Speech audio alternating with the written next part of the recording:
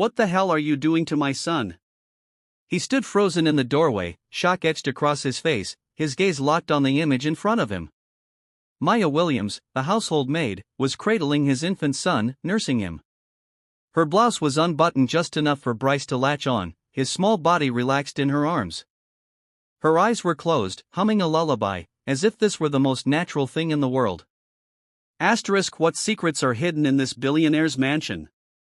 Stay tuned to find out on BUP Stories. Arthur's eyes widened, then burned with fury. You get your hands off my son, he roared, storming into the room. Maya's eyes flew open. Her body tensed as instinct took over. She gently, carefully detached Bryce from her breast and began to soothe him. "Mr. Moore, please, let me explain," she said, her voice trembling. But he wasn't listening. "You think you can just touch my child? Feed him like some damn wet nurse?" Arthur shouted, his voice cracking with rage and disbelief. "This is my son. Who the hell gave you the right?" Maya stood slowly, her arms still around Bryce's tiny form. "I didn't plan it." He hadn't eaten in days. The formula, he kept rejecting it. He was growing weaker. I used to be a neonatal nurse, and I still produce milk." He latched. He needed it. "Shut up!" Arthur barked, his fists clenching at his sides.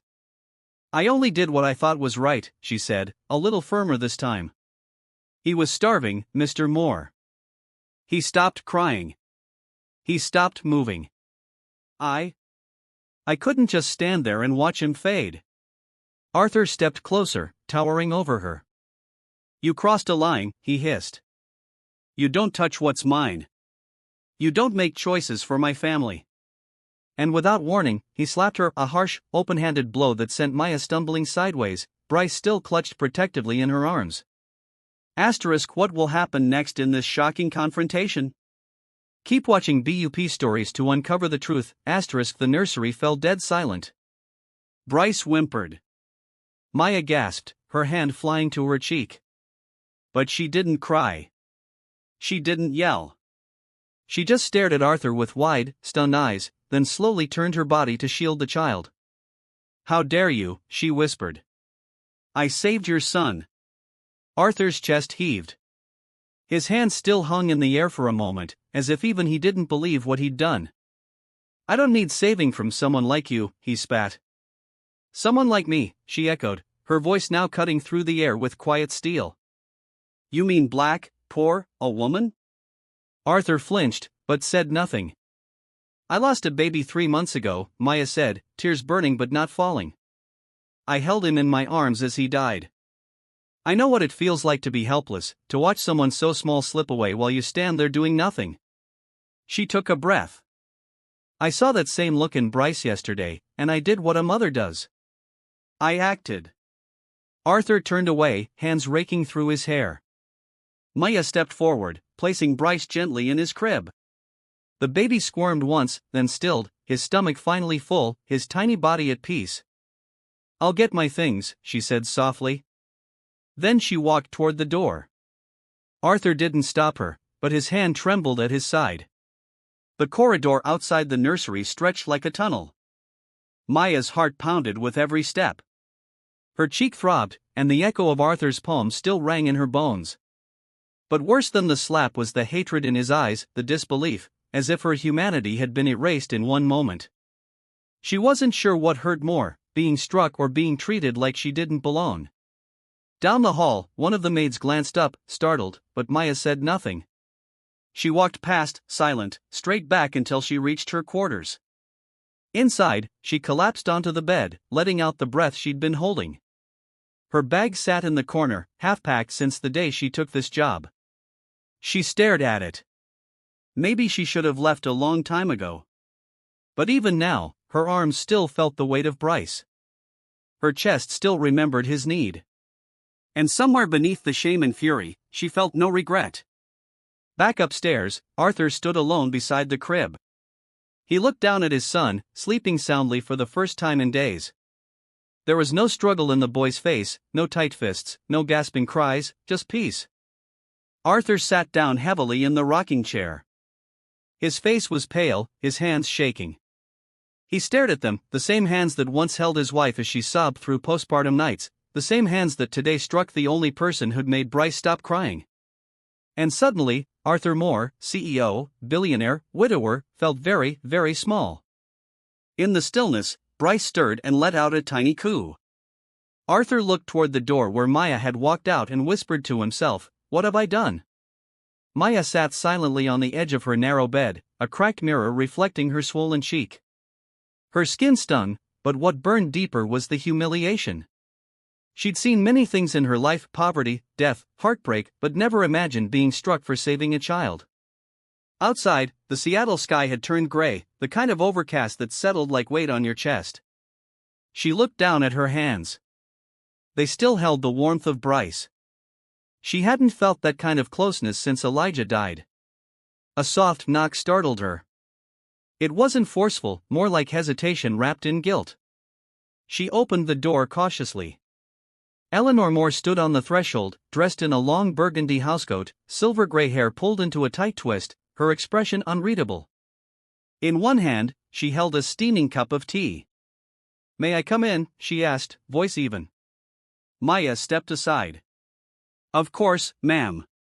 Eleanor sat without waiting for an invitation, setting the cup on the side table.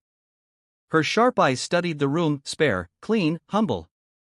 "I was told what happened," she said. "Assume he mentioned it," Maya replied, her tone restrained. "He didn't." The butler heard the shouting. "I had to ask." Eleanor leaned forward, resting her elbows on her knees. "I saw the look in your eyes last week, the way you held Bryce. You knew something was wrong before any of us did." "I used to work in NICU," Maya said softly.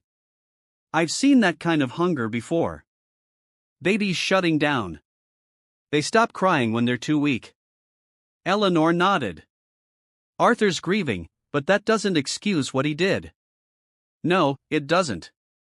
For a moment, the two women sat in silence, a strange current passing between them, one not of sympathy, but understanding, generational, maternal. "You could press charges," Eleanor said. Maya looked at her, startled. "I won't," she said quietly. "He's broken. I know what that feels like." Eleanor let out a slow breath. "You're stronger than most." "I don't want to be," Maya admitted. "I just want to do right." Eleanor's eyes flicked toward Maya's suitcase in the corner. "Are you planning to leave?" "I thought I should," Maya replied. "After what happened, it's clear I don't belong here." Eleanor stood and walked to the door, pausing with her hand on the knob. "You saved my grandson. You didn't cross a line. You stepped in where we failed. If you think Maya is a good person, give her a like and don't forget to let us know where you're watching this video from on BUP Stories. Someone nearby might be quietly watching this story along with you." Then she turned back to Maya. "If you leave, it should be your choice, not because a man lashed out in pain." She left without another word. Maya sat back down, heart thudding. Part of her wanted to run, but something deeper whispered, "Stay." Later that morning, Arthur sat alone in his study, surrounded by dark mahogany bookshelves and the ticking of the antique clock above the mantel. He hadn't slept. The slap replayed in his mind again and again. It had been reflex, irrational, ugly, raw. A lifetime of bottled grief had exploded in 1 second. He looked at his reflection in the glass of the liquor cabinet. His face was pale, older than yesterday. The man staring back was a stranger. There was a soft chime, the intercom. "Mr. Moore," came the butler's voice. "Mrs. Eleanor asks that you join her in the conservatory. She says it's urgent." Arthur sighed. "Tell her I'll be there." The conservatory was filled with natural light, an open space of warmth and greenery, far from the cold energy of the rest of the house. His mother stood near the bay window, watching the rain start to patter. "You wanted to see me?" Eleanor turned. "Sit." Arthur obeyed, more from childhood habit than choice. She didn't mince words. "You hit her." Arthur closed his eyes. It wasn't. I don't want excuses. He looked up at her. I was scared, Mom. I walked in and saw your son safe, finally feeding, resting, and you punished the woman who made that possible. She crossed a line. She saved your child. Arthur stared down at his hands. I don't even know who she really is. She's quiet, keeps to herself. I never even. Then maybe it's time you did, Eleanor interrupted. She lost a baby, Arthur. She still produces milk. She's trained, experienced. She did what no one else in this house could do, including you. Arthur's throat tightened. I made a mistake. Then fix it. That evening, Maya walked into the kitchen to return her uniform. Her contract was hourly, nothing official, nothing binding, just another name in a long list of help rotating through the Moore estate. She didn't expect a second chance. But when she opened the door to the laundry room, Arthur was there. He looked exhausted, still in his dress shirt, sleeves rolled to the elbows, tie loosened. The room felt too small. Maya began. I know, Arthur said. I wanted to catch you before you left. She said nothing. He looked at the floor, then met her eyes. I'm sorry, he said, for what I said and what I did. I was furious, not at you, at myself, at everything I can't fix. Maya's arms crossed, a subtle defense. I didn't do it for thanks or sympathy. I know you did it for Bryce, and because that's who you are. A long pause. I want to make this right, Arthur added. I can't change what I did, but I don't want you to go. Maya raised an eyebrow. You're asking me to stay? He nodded. As his caregiver, not a maid, someone we trust. Maya studied him. It won't be easy. Nothing important ever is. I won't take another slap, she said calmly. You shouldn't have taken the first. Another beat of silence. Then Maya sighed. I'll stay for Bryce, but if you ever raise your hand to anyone like that again, I won't, Arthur said. I swear. As she turned to go, she stopped at the doorway. Mr. Moore, she said. Yes? You're not the only one who lost something. But your son still has a chance. Then she left, her steps steady, her head high, unaware that in that moment, Arthur Moore realized he hadn't just asked a maid to stay. He'd asked a woman who already knew what it meant to fight for a child. And maybe, just maybe, she'd end up saving more than one. The next morning, Maya moved quietly through the Moore household. The sharp sting on her cheek now faded into a dull ache. The air felt different, not lighter, but charged, as if something fragile had shifted ever so slightly. She stepped into the nursery just as the first beams of sunlight slipped through the lace curtains. Bryce stirred in his crib, his tiny arms stretching above his head.